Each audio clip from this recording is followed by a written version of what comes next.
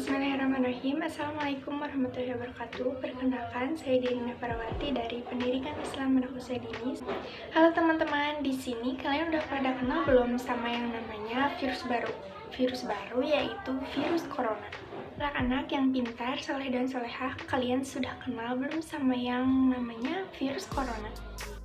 Ini nih yang namanya virus corona. Belakangan ini pasti anak-anak semua yang ada di rumah sering mendengar tentang virus corona.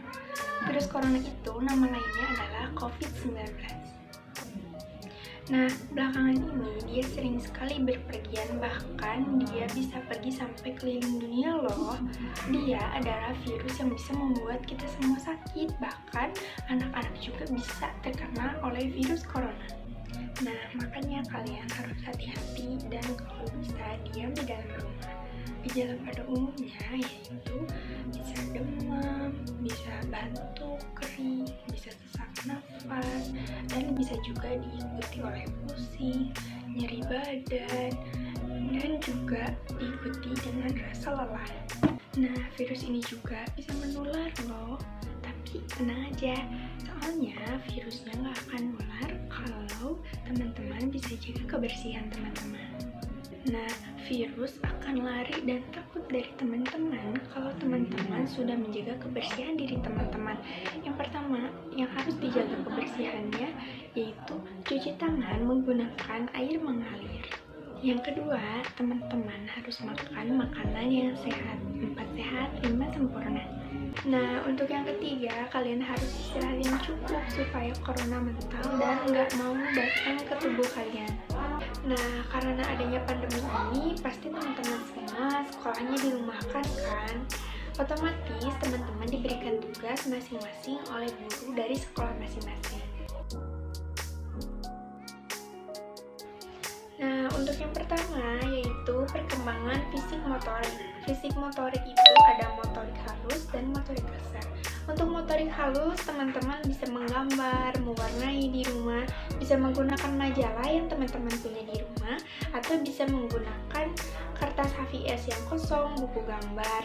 Nah, teman-teman bisa menggambar apa yang ingin teman-teman gambar, dan warnanya pun bisa bebas menggunakan warna apa saja yang teman-teman ingin. Motorik kasarnya, teman-teman bisa bergabung bersama keluarga, saudara, atau teman-teman yang ada di sekeliling rumah ya, jangan yang jauh-jauh karena sedang ada pandemi.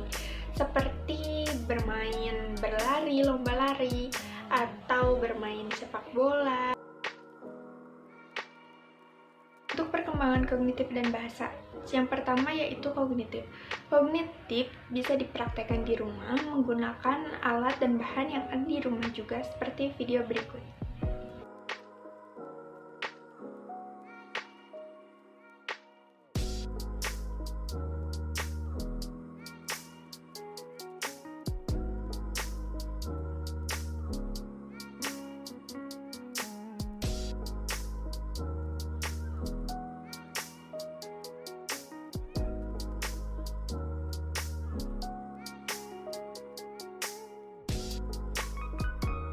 Nah, dalam pengembangan bahasa ada 4 aspek yang dikembangkan.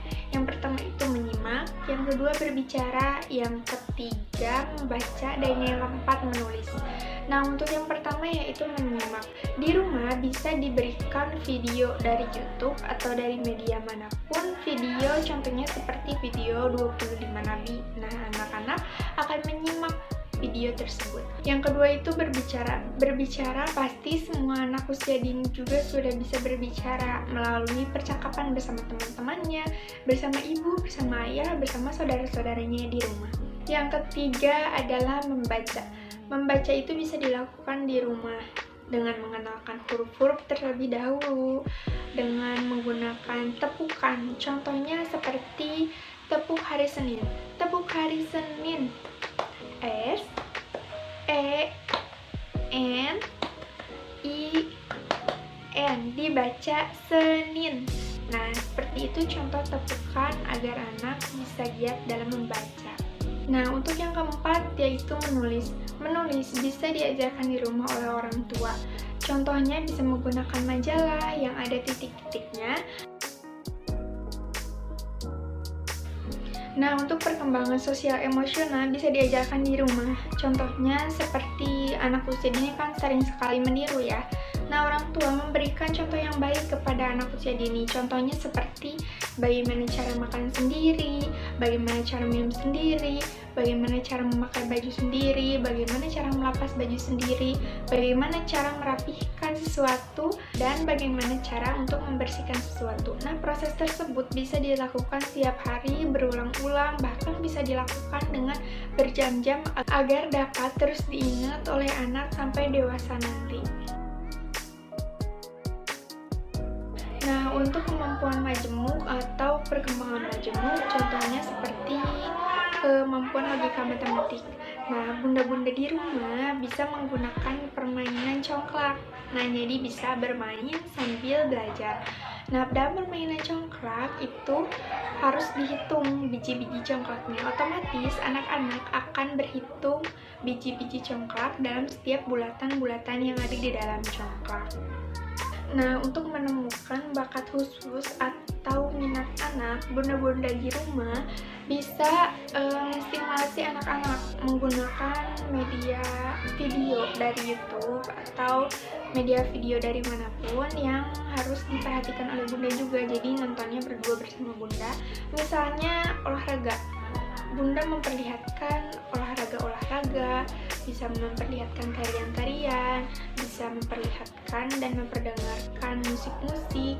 Nah, setelah memberi stimulasi melalui video-video, sebaiknya langsung dipraktekkan, misalnya memberikan video olahraga yang sederhana yang bisa dilakukan di rumah. Nah, lihat antusias anak seperti apa.